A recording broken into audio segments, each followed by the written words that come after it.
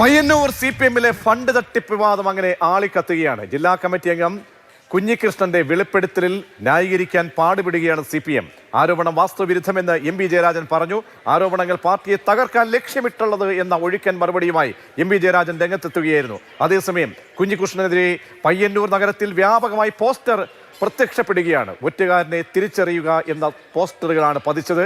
കുഞ്ഞികൃഷ്ണന്റെ ആരോപണം വിഭാഗീയതയുടെ ഭാഗമെന്നാണ് CPM-ന്റെ വിശദീകരണം അതേസമയം വരുന്നത്. അപ്പോൾ പാർട്ടി വല്ലാതെ ഈ വിഷയത്തിൽ ആടി ഉലയുന്നുണ്ടോ? പാർട്ടിയെ കണ്ണൂരിലെ CPM-നെ വരിഞ്ഞ് മുറുക്കുകയാണോ ഈ രക്തസാക്ഷി ഫണ്ട് തിരിമറി എന്നത് വളരെ പ്രധാനപ്പെട്ട വസ്തുതയാണ്.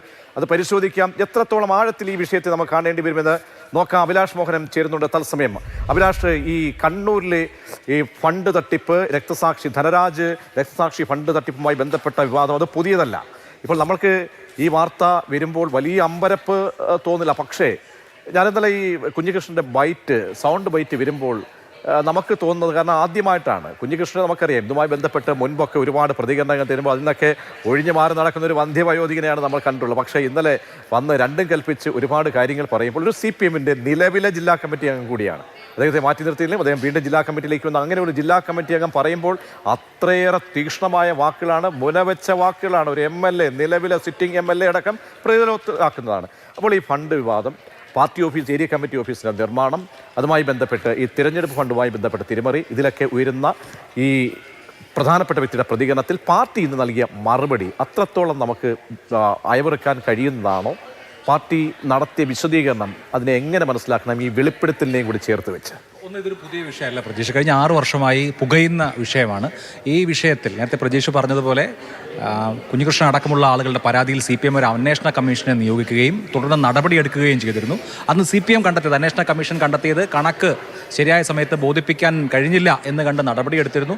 V കുഞ്ഞികൃഷ്ണനെ പിന്നീട് അനുനയിപ്പിക്കുകയും അദ്ദേഹത്തെ ജില്ലാ കമ്മിറ്റി അംഗമാക്കുകയും ചെയ്തിരുന്നു. പക്ഷേ നമ്മൾ ഈ സമീപകാലത്തെ സാഹചര്യം മനസ്സിലാക്കേണ്ടത്, കുഞ്ഞികൃഷ്ണൻ സമീപകാലത്ത് പാർട്ടിയുമായി ഇടഞ്ഞു നിൽക്കുകയായിരുന്നു. അദ്ദേഹം ഒരു പുസ്തകം എഴുതിക്കൊണ്ടിരിക്കുകയാണ്. അദ്ദേഹം ഈ അടുത്ത കാലത്തായി CPM-ന്റെ ജില്ലാ കമ്മിറ്റി യോഗങ്ങളിൽ പങ്കെടുക്കുന്നില്ല. അദ്ദേഹം ജില്ലാ കമ്മിറ്റി യോഗങ്ങളിൽ ഉന്നയിച്ച ചില വിഷയങ്ങളുടെ പേരിൽ അദ്ദേഹത്തിന് ശാസനയും ഏറ്റുവാങ്ങേണ്ടി വന്നിരുന്നു. യഥാർത്ഥത്തിൽ കുഞ്ഞികൃഷ്ണൻ ഇടഞ്ഞ് നിൽക്കുകയായിരുന്നു. അദ്ദേഹം 50 വർഷമായി പാർട്ടി മെമ്പറായിട്ടുള്ള പയ്യന്നൂരിലെ മുൻ ഏരിയ സെക്രട്ടറിയാണ്, പ്രധാനപ്പെട്ട പാർട്ടി പ്രവർത്തകനാണ്. പക്ഷേ അദ്ദേഹം പയ്യന്നൂരിലെ വിഭാഗീയതയുടെ കൂടി ഭാഗമായിട്ടാണ് ഈ വിഷയങ്ങളൊക്കെ ഉയർന്നു വരികയും ഈ നിലയിൽ പ്രശ്നമാവുകയൊക്കെ ചെയ്യുന്നത്. 3 ഫണ്ട് വിവാദങ്ങൾ ഉണ്ടായി. പയ്യന്നൂർ എന്ന് പറഞ്ഞാൽ CPM-ന്റെ പൊന്നാപുരം കോട്ടയായിട്ടുള്ള സ്ഥലമാണ്. അവിടെ ഒന്ന് രക്തസാക്ഷി ധനരാജിൻ്റെ കുടുംബസഹായ ഫണ്ട് പിരിച്ചു, 1 കോടിയിലധികം രൂപ പിരിച്ചു. അതിൽ 46 ലക്ഷം രൂപയുടെ ഒരു പ്രശ്നം ചൂണ്ടിക്കാണിച്ചു. അതുപോലെ തന്നെ CPM ഏരിയ കമ്മിറ്റി ഓഫീസ് നിർമ്മാണവുമായി ബന്ധപ്പെട്ട ഫണ്ട് ശേഖരണം 2021 TI മധുസൂദനൻ അവിടെ മത്സരിക്കുമ്പോൾ കൂപ്പൺ അടിച്ച് ഫണ്ട് പിരിച്ചതുമായി ബന്ധപ്പെട്ട പക്ഷേ ഈ 3 വിഷയമാണ് പാർട്ടിയിലെ ഒരു വിഭാഗം വളരെ ശക്തമായി ഉയർത്തിക്കൊണ്ടുവന്നത്.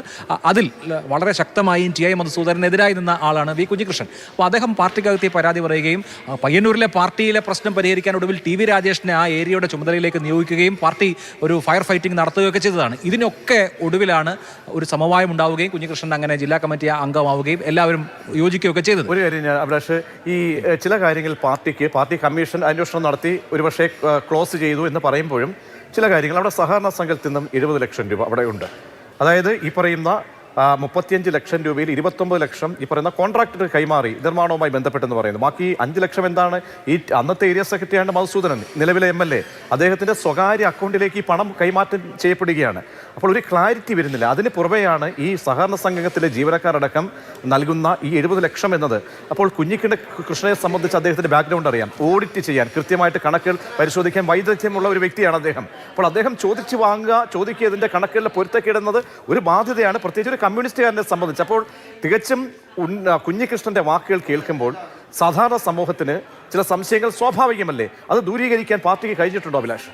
അല്ല, CPM ഈ വിഷയത്തെ ഇനി രാഷ്ട്രീയമായാണ് നേരിടുക. കാരണം മുമ്പ് ആയിരുന്നുവെങ്കിൽ ഇതൊരു ഉൾപാർട്ടി വിഷയമായിരുന്നു. കുഞ്ഞികൃഷ്ണൻ പുറത്തു വരികയും CPM വിരുദ്ധമെന്ന് CPM ആരോപിക്കുന്ന മാധ്യമങ്ങളിൽ അദ്ദേഹത്തിൻ്റെ ബൈറ്റ് നൽകുകയും ചെയ്തതോടുകൂടി അദ്ദേഹം പാർട്ടിക്കെതിരെയുള്ള ഒരു കോടാലിക്കൈയായി മാറിയിരിക്കുകയാണ് എന്ന രൂപത്തിൽ ഇനി കുഞ്ഞികൃഷ്ണനെതിരെ നടപടി വരും. അതായത് ഈ പ്രശ്നം CPM-ന്റെ ടേംസിൽ, അതിൻ്റെ ആഭ്യന്തര വിഷയങ്ങളുടെ അടിസ്ഥാനത്തിൽ പരിഹരിക്കപ്പെട്ട് കഴിഞ്ഞിരിക്കുന്നു. ഇനി TI മധുസൂദനോ മറ്റാരെങ്കിലുമോ ഏതെങ്കിലും തരത്തിലുള്ള നടപടി നേരിടേണ്ടി വരില്ല എന്ന് മാത്രമല്ല ഇപ്പോൾ ഈ വിഷയത്തിൽ മധുസൂദനെതിരെ ഈ ജില്ലാ സെക്രട്ടേറിയറ്റിൽ നിന്നും ജില്ലാ കമ്മിറ്റിയിലേക്കാണോ? എന്ത് നടപടിയാണ്? നടപടി ഉണ്ടായിരുന്നു, ലഘുവായ നടപടിയാണ്. മാത്രമായിരുന്നു. അല്ലല്ല, അതായത് ടി എ മധുസൂദനായിരുന്നു ഈ ഫണ്ട് ശേഖരണ കാലത്തെ ഏരിയ സെക്രട്ടറി. അതിനുശേഷം പിന്നീട് ടി വി മധു വന്നു. രണ്ട് ഏരിയ സെക്രട്ടറിമാരുടെ ടെന്നൂറിൽ നടന്ന കാര്യങ്ങളെ കുറിച്ചാണ്. ഇന്നലെ ഒരു മാധ്യമം കുഞ്ഞികൃഷ്ണനോട് ചോദിച്ചപ്പോൾ ഞാനിത് മധുസൂദനെതിരെ വ്യക്തിപരമായി ഉന്നയിക്കുന്ന ആരോപണമല്ല, ടി ഐ മധുസൂദനൻ ഫണ്ട് മോഷ്ടിച്ചു എന്നാണോ ആരോപണം എന്ന സ്പെസിഫിക് ആയ ചോദ്യത്തിന് ഞാൻ അങ്ങനെ വ്യക്തിപരമായി ഉന്നയിക്കുന്ന ആരോപണം അല്ല എന്നാണ് അദ്ദേഹം മറുപടി പറയുന്നത്. പക്ഷേ ചുമതലയിൽ ഉണ്ടായിരുന്നു, അതായത് ആർക്കായിരുന്നോ ചുമതല, അപ്പോൾ ആ ചുമതലയിലുള്ളവർ ആളുകൾ മറുപടി പറയേണ്ട ഒരു വിഷയം എന്ന നിലയിലാണ് കുഞ്ഞികൃഷ്ണൻ അതിനെ വിവരിക്കുന്നത്. ഇതിന് പ്രശ്നം എന്താ വെച്ച് കഴിഞ്ഞാൽ, നോക്കൂ, ഇപ്പോൾ പാർട്ടിയിലെ അവിടെ കുഞ്ഞികൃഷ്ണൻ അടക്കമുള്ള ആളുകൾക്ക് ഇത് അവസാനത്തെ ഒരു ചാൻസ് എന്നുള്ളതിൽ, അതായത് നിയമസഭാ തെരഞ്ഞെടുപ്പ് വരികയാണ്. ടി എ മധുസൂദൻ ഒരു ടേമേ കഴിഞ്ഞുള്ളൂ. സ്വാഭാവികമായിട്ട് CPM അദ്ദേഹത്തിന് രണ്ടാമത്തെ ടേം നൽകാൻ ഒരുങ്ങുന്ന സമയത്താണ് ഈ വിഷയം ഉണ്ടായത്. ഇത് പാർട്ടിക്കകത്ത് ഉൾപാർട്ടി വിഷയമായി വന്നിരുന്നെങ്കിൽ ഒരു പക്ഷേ മധുസൂദനന് പകരം വേറൊരു സ്ഥാനാർത്ഥി എന്നൊക്കെയുള്ള ആലോചനയിലേക്ക് പോയേനെ. പക്ഷേ ഇത് പുറത്തേക്ക് പോയതോടുകൂടി ഇത് പാർട്ടിക്കെതിരായ ആക്രമണമായിട്ടാണ് CPM കാണുന്നത്. ടി മധുസൂദന് വീണ്ടും സീറ്റ് കിട്ടും. അതിനുള്ള സാധ്യതയാണ്. തീർച്ചയായിട്ടും. കാരണം ഇത് പാർട്ടിക്കെതിരെയുള്ള ഒരു ആക്രമണമായിട്ട് തന്നെയാണ്. ഇപ്പോൾ ജില്ലാ കമ്മിറ്റിയുടെ പ്രതികരണം, ജില്ലാ കമ്മിറ്റി ഇന്നലെ വാർത്താക്കുറിപ്പ് ഇറക്കിയല്ലോ, കണ്ണൂർ ജില്ലാ കമ്മിറ്റി വാർത്താക്കുറിപ്പ് ഇറക്കി. വളരെ രൂക്ഷമായ പ്രതികരണമായിരുന്നു കുഞ്ഞികൃഷ്ണനെതിരെ നടത്തിയത്. അതുകൊണ്ട് തന്നെ ടി ഐ മധുസൂദനൻ സൈഫാണ് യഥാർത്ഥത്തിൽ. അതായത് പാർട്ടിയെ ആക്രമിക്കാൻ, പാർട്ടി വിരുദ്ധ മാധ്യമങ്ങളെ ഉപയോഗിച്ച് പാർട്ടിയെ കോർണർ ചെയ്യാൻ വേണ്ടി ശ്രമിച്ചു എന്ന ഒരു പ്രതീതിയാണ് പാർട്ടി സ്വാഭാവികമായിട്ട് അതിനകത്ത് ഉണ്ടാകുന്നത്. പിന്നെ പയ്യന്നൂർ എന്ന് പറഞ്ഞു കഴിഞ്ഞാൽ, നോക്കൂ, KPR ഗോപാലൻ അവിടെ നിന്ന് ജയിക്കുന്നത് 67% വോട്ടാണ്. കഴിഞ്ഞ തവണ ടി എ മധുസൂദൻ ജയിച്ചത് 62% വോട്ടിനാണ്. CPM-ന്റെ പൊന്നാപുരം കോട്ടയ സ്ഥലമാണ്. അവിടെ ഈ കലഹം കൊണ്ട് മധുസൂദനന്റെ കോട്ട അവിടെ ഭദ്രമാണ്. തീർച്ചയായും അതാണ്. അപ്പോൾ ഗോർബച്ചേവാവും കുലംകുത്തിയാവും അങ്ങനെ കള്ളനെന്ന് പോലും അങ്ങനെ കുഞ്ഞികൃഷ്ണൻ നേരിടേണ്ടി വരുന്ന ഒരു സാഹചര്യം ഇപ്പോൾ